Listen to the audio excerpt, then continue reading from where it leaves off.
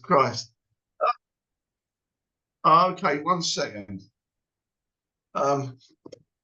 Right. Recording this meeting is being okay. I've got it. I've got rid of that. 1 second. Now I'll be able to see you. Okay, here we go. Well, thank you so much for joining me for the second time. Let's consider yesterday a rehearsal for today. I couldn't get back last night. I have to drive home, and no problem. The traffic was bad, and I just couldn't make it back last night. It was too much getting back, and I was trying to have some food. So thank you so much. Okay. After some postponing, you're finally making your way to Brazil. I assume for the first time, right? Yeah, of course, first time. Yeah, really looking forward to it. Yeah, big time. Why did it take so long for you to come to Brazil?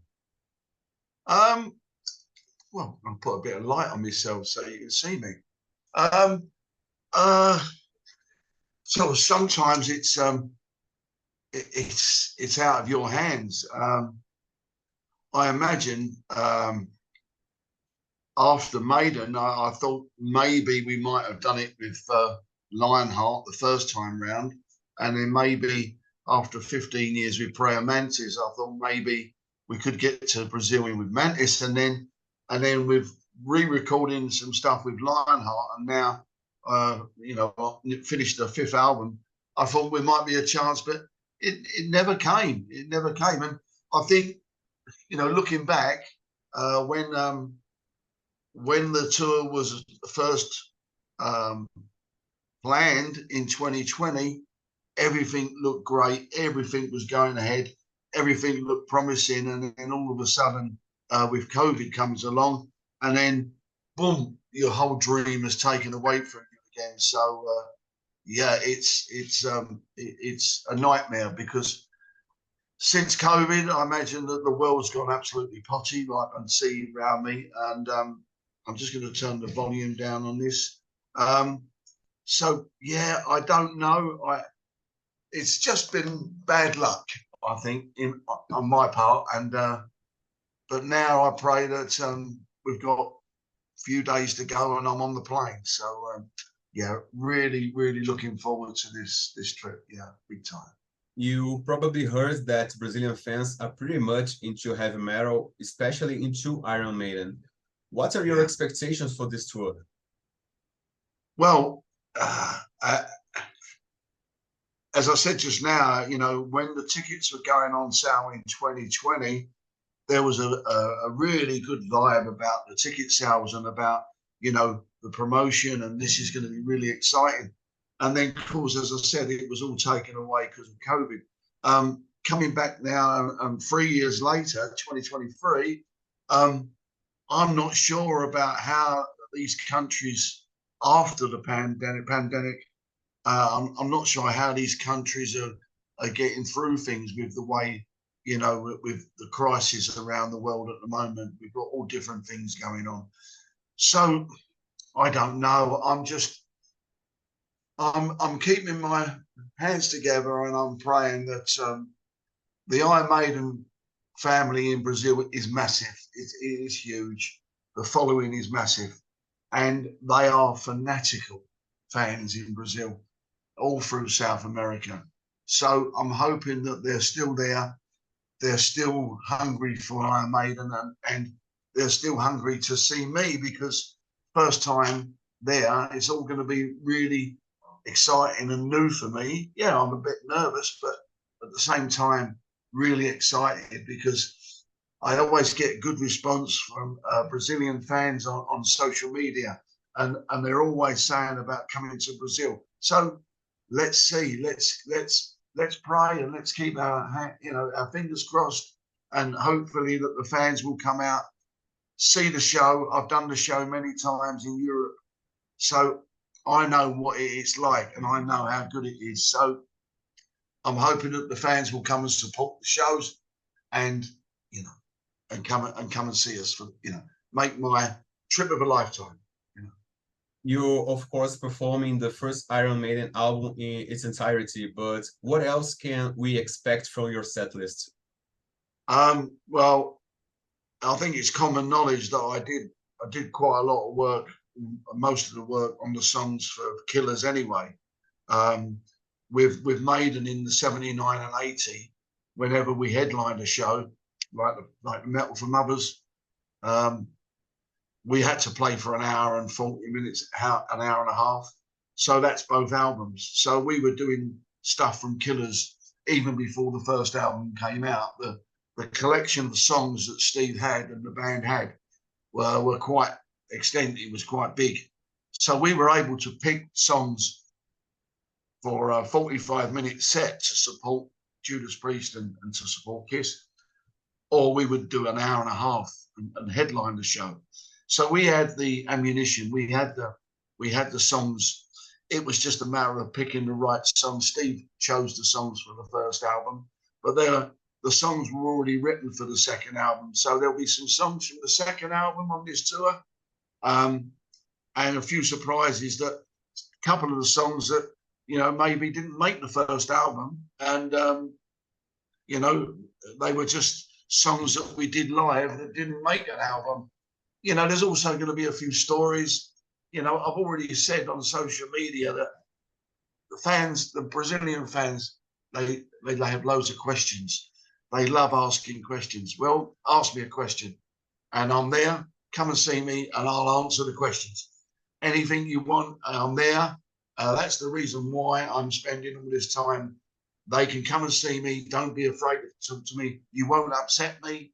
You can ask me any question, but the songs will be all the first album, a few surprises from the second album, and a couple of different twists in the set. So it'd be pretty good. In terms of musicians, who's coming alongside with you? Well, this band, I've never met them. I've got their names on social media. I've heard a lot about this band. I've heard a lot about the musicians, and they're not just, you know, a young band that's just, you know, started learning Iron Maiden songs. These guys know what they're doing. They know their job, and yeah, they're gonna be ready to go. They've already been rehearsing, and the guys, as I say, they've played over there for many years as the Blood Brothers and different festivals. I did hear, funny enough, today that that there was a whisper that Bruce Dickinson is going to be in Sao Paulo sometime soon in the next week. So I don't know how long Bruce is staying there for, but I think we play in Sao Paulo a week later. So you never know, Bruce, if you're still in Sao Paulo, you know, perhaps you could maybe give us a song or two. I don't know. I don't know where he's going. I just found out that he's going to be in Brazil in the next few days, and hopefully he'll stay. And, you know, I haven't seen him for a long time. So be great to see him, and you never know. He may come along and see the show. Who knows? Be perfect. Let's dive into the album now. You probably didn't know you were kind of making history, but at the time, did you feel you had something special, something unique in your hands? Yeah. As I've said, recording the album, we didn't have a lot of time. Everything was pretty manic. We were already on the Metal for Mothers tour, and as I said just now, that we already had the songs pre-production and routined for live shows. So going in to record the album was quite easy. The record company wanted it recorded very quickly, so there was no messing around. We went in, recorded it. Because we were very young, I don't think we actually knew how iconic and how big this album was going to be.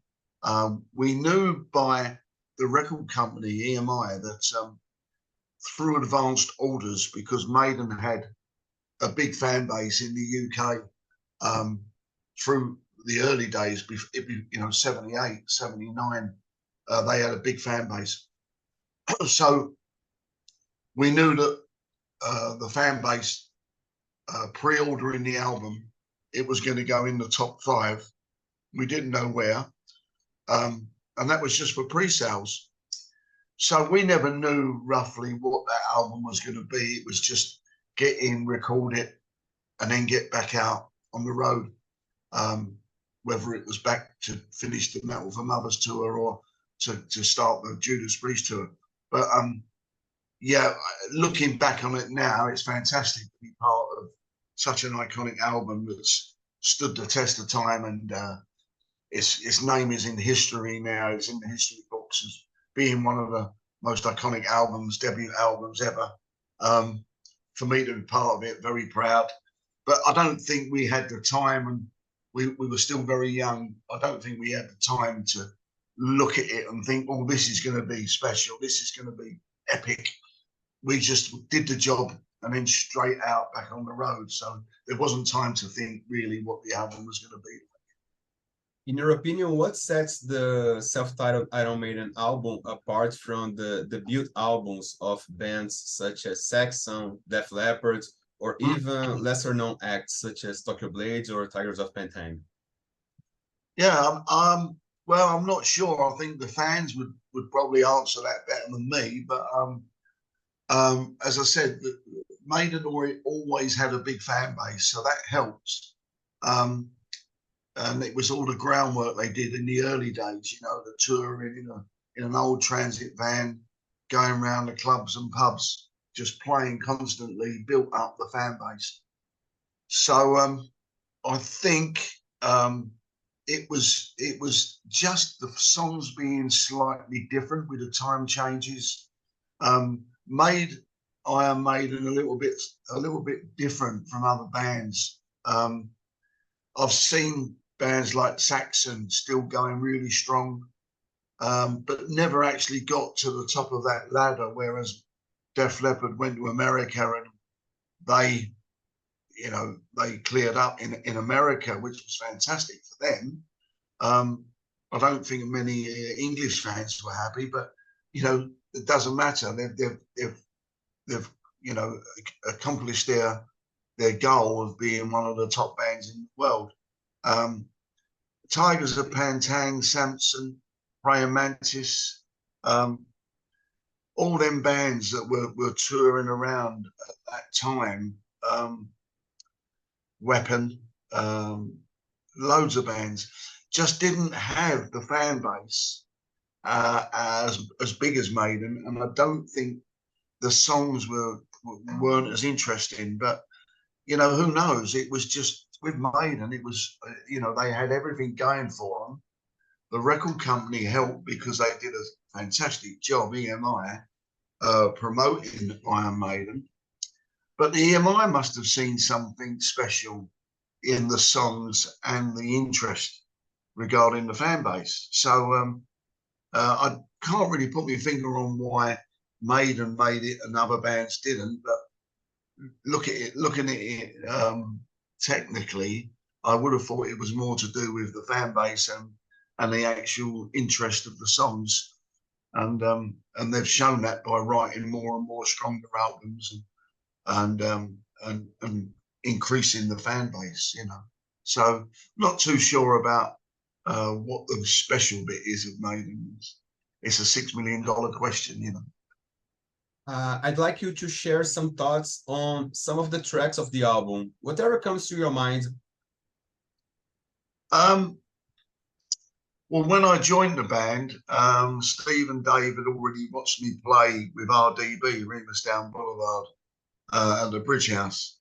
So they knew what I did. They knew what I'd been through. I'd already toured with Status Quo in Europe and Scandinavia. So I was used to being on big stages with big crowds, 60, 80,000. So I had the experience of working with big crowds. As I said, we were all still very young. I had recording experience because of recording with RDB and other bands. So going into the studio, we were very, very prepared, as I said, because of the playing the songs live through the shows that we did every night. So going in to record the album was just pretty easy. certain songs stick out like Phantom of the Opera because it's all the time changes and it's such a long song. I love songs like Remember Tomorrow and Strange World because they have the slow parts and the melodic guitar solos where, as I said before, I've always been into harmony guitars.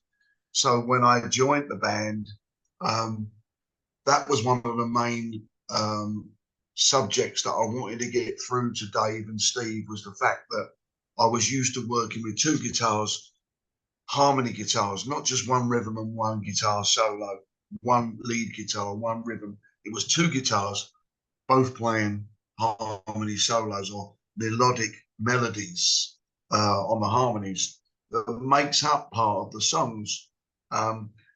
And a lot of instrumentals use the harmony guitars. So it was nice to bring that into the band, and luckily they still use it now with the three of them. They still use the harmony guitar sound, which is great for me because it was me that took it into the band and introduced it to the Maiden sound. Certain songs stick out for me because they're sort of like my favourites, but I do also like songs from other albums that stick in my mind, like Wasted Years and 2 Minutes to Midnight and The Evil that Men Do and things like that, because they have a melody to them. They have an interesting melodic sort of chorus, like the Best Year, Wasted Years have that good sing-along chorus, which is great. The Number of the Beast, they have all these good choruses. So yeah, there's certain songs that I found on the first album, and playing them live was quite erratic. Like Charlotte was very erratic with the chord changes, and we used to play it, and it used to be so fast that I think the song was over before it even started. But yeah, there's certain songs that I like Rothschild. If you play Rothschild too fast, it loses that groove. If you play it slightly a little bit slower, it just sits there. So it's quite nice to experiment with time, with the speed of the songs. But the first album, yeah, I think Phantom and I love Prowler and things like that. But there are some songs that I found a little bit painful to play because it's just a bit too erratic for me. Do you believe the first album is the best Iron Maiden album? Oh, of course. I'm going to say that because I recorded it. No, I think it stood the test of time. It still has. I remember saying before that it's really nice feeling when Maiden fans go on social media and you see the posts or the comments that they put on, about the first album, how they all think, oh, this is the best album. It makes me feel very proud to be part of that. And also when they see photos of the original lineup from the first album and the first couple of years, so like 79 and 80, it makes me feel proud and really good, the fact that when they say things like, oh, this is the best lineup and all that. And, I don't say it, it's the fans that say it. So it's always gives you a really warm feeling. And I've always been treated very well from Maiden fans, whether it's in the UK, Europe, and I'm hoping Brazil as well, that I will be welcomed and into their, family in Brazil, and hopefully, get the support and the, from them fans that have supported Maiden for many, many years. If you could relive a moment from that era, what would it be? I think I would pick the Reading Festival because it was, we never knew, we never had a clue the amount of people that were going to be there for Maiden. We were co-headlining with UFO. And you got to remember, we'd only been together a year, and we did the album, we did a couple of tours, and you don't realise until you get on stage the enormous crowd that were there, 100,000 people. And as I say, my favourite photo is the one that Ross Halfin took behind my stack, my Marshall stack, when we were on stage, because when you're on stage, you don't see anything. It's just pitch black. You see the first row, first two rows of the crowd. And I remember Dave Lights being right at the back on the tower. I could see a couple of little lights in the sky from the tower where they were up there. And I remember going up to the mic, second or third song or whatever. I don't know what song it was. And I walked up, and it was just a coincidence that Ross Halfin was behind me, and he got his camera from behind the amp. And I just said to Dave, you know, we can't see him. It's pitch black. We can't see him. And I just said, light them up. And as I said, light them up, he hit the aircraft lights around the stage, and it just lit up the whole crowd all the way back to the horizon. And yeah, that was like, wow, look at this. And it was a sea of just hands and faces and arms. Absolutely fantastic. So I think if I could do that again, yeah, that would be fantastic. That would be brilliant. If Iron Maiden announces a farewell tour and invites you to guest on a few songs on a couple of dates, would you join them on stage? Oh, absolutely. I talk to Steve all the time on the phone, personally on the phone, or text messages about West Ham, whether we're losing, winning, not very often winning, but and then I talked to him about personal things. You know, I was feeling really low the other week. I was trying to sort out things at home. I'd been through a bit of an illness with my chest, and Steve rang, and we had a lovely chat on the phone. He lifts me up, and he's always, you know, we're always having a laugh on the phone. And I've always said to him, you know, when you get to our age, or my age, you have a bucket list. And I've always said to him, you know, I've accomplished most of the things on my bucket list. I've played the venues I wanted to play, and before I call it a day, before I end up in the studio in the sky, I did say to him, it's always my last number on the bucket list is to just one song, just to get up and do one song. That would be brilliant. Absolutely. What's the story behind the original Iron Man of the mid-90s? Iron Man, that's a sore point with me. When I was playing with Praying Mantis, funny enough, it was in 92, 91, 1990, something like that.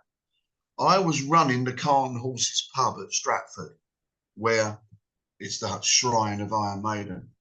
I had the pub for 2 years. I was the governor. I lived upstairs in the pub, and I also played in the pub. And there was a guy that used to come down who I thought was a good friend, of the name of Lee Hart. Now, during the time I was at the pub, at the Cart and Horses, I was signed to Pony Canyon Record Company in Tokyo. And I'd been with Praying Mantis since 1990, and I was with them for 15 years. We were with the record company for 15 years. So back in about 92, I'm working with Praying Mantis. I had a bit of free time. We weren't touring, we weren't rehearsing, we weren't recording a new album. And this so-called friend of mine, Lee Hart, who I thought was a friend, asked me to go in the studio and record some tracks with him, mainly as a solo project. He had all these songs. I think they were some backing tracks from other bands, Fastway and some other stuff, All Stars, British Steel. So we went in the studio, and he had me in the studio singing, playing guitar, doing some solos. And all through this few weeks that we were recording, he was telling me, you know, this is really good. We could, you know, set you up as a little solo project. And I said, as long as it don't interfere with Praying Mantis and it doesn't upset Praying Mantis or the record company, I have no problem. And then, unbeknown to me, behind my back, sorry, 1 second, sorry. Will, I'm just on a Zoom meeting. I'll call you back. Sorry about that. So we do these songs, and he said, "Oh, I'll get Chris O'Shaughnessy to mix them, and we'll let you have the tapes and all that." And I didn't hear any more about it. And then I got a phone call from the record company at the pub in the Cart and Horses, and the record company were going absolutely mad. The fact that he'd released this album, it was a bootleg album, whether it was All Stars, British Steel, or the original Iron Man. I didn't have a clue what the hell was going on. So basically, then I found out the truth, which was he had taken the songs, this so-called friend, he had taken the songs and he had got Paul to do some recording on some of the stuff, and he had released it as the original Iron Man. And all through all the interviews I do around Europe, around the world, social media, Wikipedia, I try and explain to people I never recorded this album with Paul. I was never in the studio with Paul. This guy who told me he was a friend, who turned out to be the nastiest piece of work I've ever met, has basically gone behind my back, released this album, and earned quite a lot of money for himself out of the album. Now, whether he paid Paul any money, I don't know. But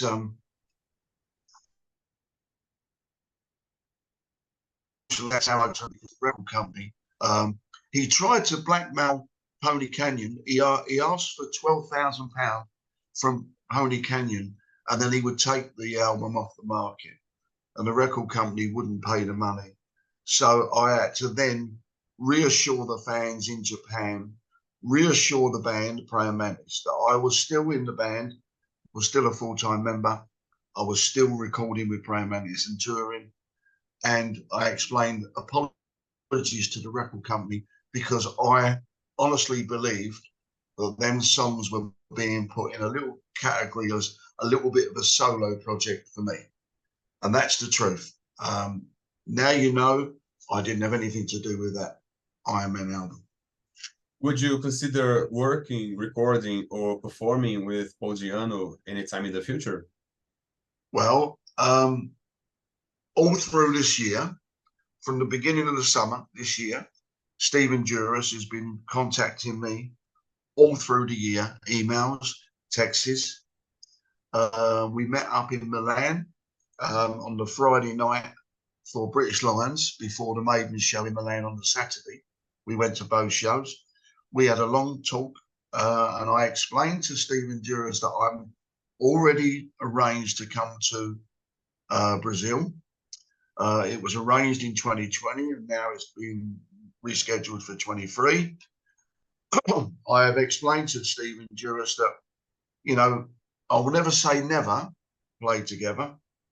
You know, our differences are in the past. You don't dwell on the past. There's too many things to worry about in this world now than worry about silly arguments from years ago. That's in the past. We have to move on. And as I said, I've never said never. It's just that at the moment it's the wrong time, because I'll be coming to Brazil next week and we need to do this tour because it's been arranged for the last 3 years. Who knows next year? We don't know. We'll have to wait and see. But I did say to Stephen Juris that I'll never say never, but we have to honour the hard work that Marcel and his team have done to get me to Brazil this December. So I'm a man of my honour and my word. So I will always honour that agreement with people that I'm working with.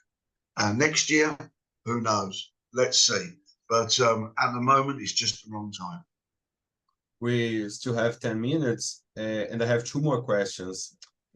Neil Kay, the DJ, mentioned that no other band could or should have been bigger than Praying Mantis.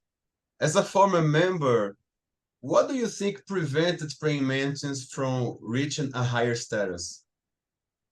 Oh, well, that's very nice of Neil to say that. I didn't know he felt so strongly about Mantis. To be honest with you, I don't know.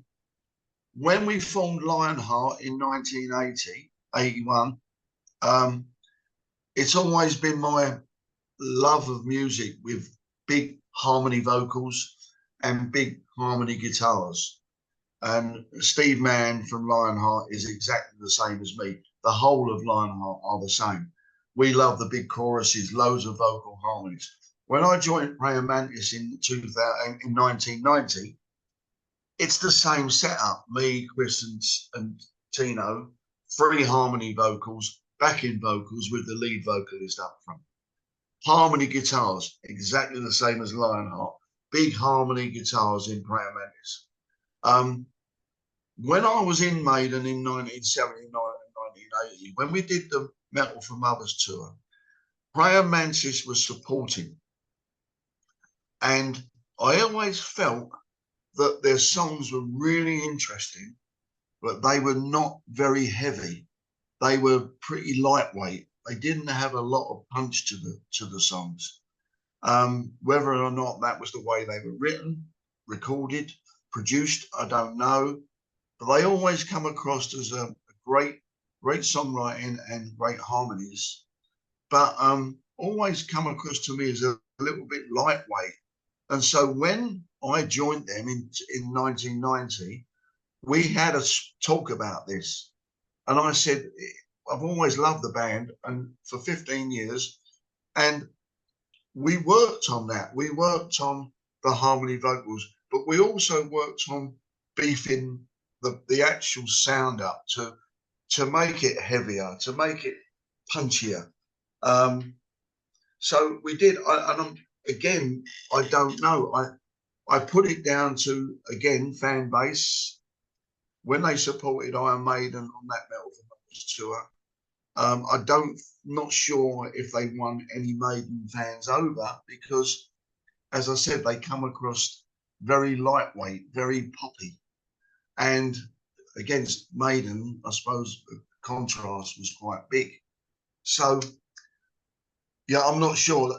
As I say, I listen back to some of the Praying Mantis albums that we've done, Nowhere to Hide and things like that. And they're great albums. And, who knows? As you say, it's that $6 million question. How do you get your songs played on the radio? And how management could have a big thing to do with it. You know, Maiden had a big management behind them, big record company. Praying Mantis didn't have a big time manager, didn't have a big record company behind them. So it's the money that helps promote the band, if you know what I mean. So that's I can't really answer the whole of it, but I imagine they weren't capturing people's hearts, when they were like a poppy band. As for my last question, I'd like to know your opinion about the so-called new wave of traditional heavy metal.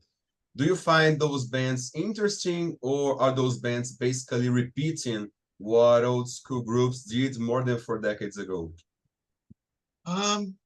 Well, first of all, when I saw these letters come up, I didn't realize. I knew the new wave of British. I knew it was heavy metal, but I didn't realize what it actually meant. I hadn't heard much about it, but I went. I guested on as a band in the studio where I am now. Tim Atkinson, he's the bass player. He worked with Motorhead and Lemmy and Wurzel and everyone, and he's on tour now with Phil Campbell. That's why he's not here tonight. So he's supporting Phil Campbell with his band, a leader of Down. Now, I did some work on their album, some guitar solos and whatever. So Tim asked me to guest a festival that they were headlining somewhere up in Middlesbrough or somewhere that way, Nottingham. And it was a 3-day festival. So we were headlining. And when I got up there, I realised that this was one of the festivals with this new wave of British, whatever it is, to traditional or whatever it is, metal. And I was thinking, well, this is going to be interesting, And because we weren't on till last, I got up there in the afternoon. I was able to walk around, got your pass on, and these bands were coming on. And I must admit, I was quite looking forward to these bands around about the sort of third from top, second from top. You know, they've got a big stage presence and all that. I can't remember their names, but there was 3 bands that were on before Leader down, which I went downstairs, and the intro was absolutely fantastic. The lights, the smoke, the intro music was great. And then when they started playing, it was just really mediocre. I just looked and thought, but there's nothing special here. Where's this new wave of this? Where's this little special gift that these youngsters have got? One of them had 2 girl singers. First of all, you could hardly hear what the girl was singing because her voice was so weak. So I was very disappointed. The fact that you look forward to seeing these bands and they come on these big ideas and the big fireworks and the big stage show, but the actual product was quite a letdown. So that's my only experience with this new wave of bands. I haven't listened or seen many of them, but that was my only experience. I wasn't too impressed. Dennis, thank you so much for your time, for this second time. And that's for my last request. I would like you to put horns up for the print screen. Listen, one last thing. Don't forget, Brazil, next week, we're there. All the shows, all the gigs are already being advertised. You get your tickets. And please don't forget, on the 23rd of February next year, the new Lionheart album, The Grace of a Dragonfly, will be released 23rd of February after Christmas.